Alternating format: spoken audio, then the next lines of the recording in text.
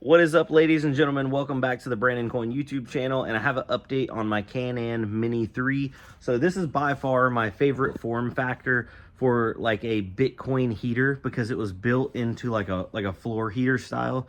So you could like put this up underneath a desk or something like that, and it would just spit out heat. Now these things are super cool.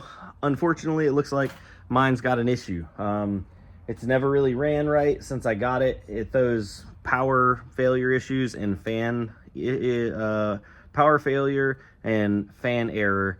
So I tried going through all like the troubleshooting steps. I reached out to Canan, they reached back to me, and they got me a return label. So I will be sending this bad boy back, and they said they would, let me know what's wrong with it and then get it sent back out, obviously, once it's that's resolved.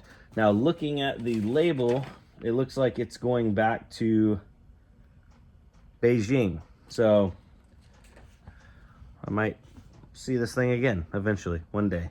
But regardless, I did want to kind of come full circle, because a lot of people were asking me, hey, what's going on with the Mini 3? I want to buy one. Should I buy one? From everybody I've talked to that's actually got like the production units, because I received this thing like a straight up month before anybody else actually received theirs. And from what I understand, there's people just now starting to receive like production units. I think this was a pre-production unit, because when I went into the logs and looked at the logs, there was activity on this device before I even got it. So it looks like, I don't know if they were using it for testing, that kind of thing, samples, sending out to YouTubers. Well, that was this situation. Which is okay, that's fine. I mean, I'll test and review anything, but unfortunately, and this happens, I run a computer shop. Shout out BCPC. We're actually standing right here by my workbench. Shipping stuff gets messed up, and it happens, especially when you ship it from Beijing to North Carolina. Regardless, though, I'm super pumped, and I can't wait to get this thing back and get it back up and running. If I don't get it back in time for this this winter time, it's still going to be one of these solid devices that, in my opinion, whenever we go through our next bear market, which I don't know when that's actually going to be, I'd love to pick up a few of these units for like, a discounted price, or buy them used whenever people are like, oh, Bitcoin's, gone and it's never coming back, because everybody does that every single bear cycle. So the next time, we get a bear market and stuff starts going like super cheap, I'm definitely going to have my eye out for these, because everybody that I've ran into that has like the production units, that's what I was saying earlier, nobody's had a problem. Actually, the only people that I've known to have problems, which I reached out to, Red Panda Mining, his was doing almost the identical thing, throwing like some weird power failure issues and like fan failure, or something like that, fan failure, fan error.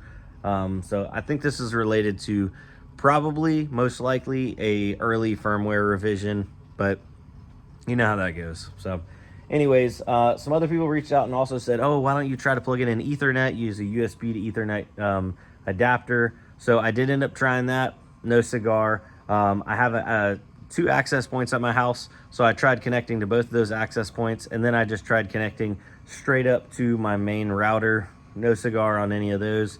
It comes with a little USB Wi-Fi dongle, so I pulled that dongle out, tried a different dongle, which it did pick up the TP-Link like standard 150 as like a compatible dongle, but that didn't fix my situation either. So it is unfortunate. I feel like I did what I could with what I had. Also, people are like, oh, maybe it's too far away from the your router, so I literally have it plugged in on this side of my garage, and my router's on the other side. And right here, we're in a metal building, so we get really good signal, because them signals be bouncing. But anyways, I'm about to box this bad boy back up, and we'll send her on her way. Where is that box? I need to find that box. It's a really odd sized ASIC. And then, oh yeah, to address people asking about like profitability and stuff, these units are not super profitable. They're right under 40 terahash. I think they're like 37 terahash. So when you think about it, they're somewhere in the range of like 3 S9s, because S9s are like 12 to 13 terahash. So 3 S9s, but for the power of 1 S9. So just to give you an idea of where they're at. I think the last time I looked, They're around like a little over $1 or something a day, but you know, network difficulty and all that kind of stuff is through the roof. Once I get it back, and then I can do like a full in-depth review and setup and all that kind of stuff, do a guide on it, then we'll check out what profitability is at that time.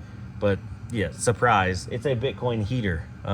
It's a better heater than it is a profitable miner.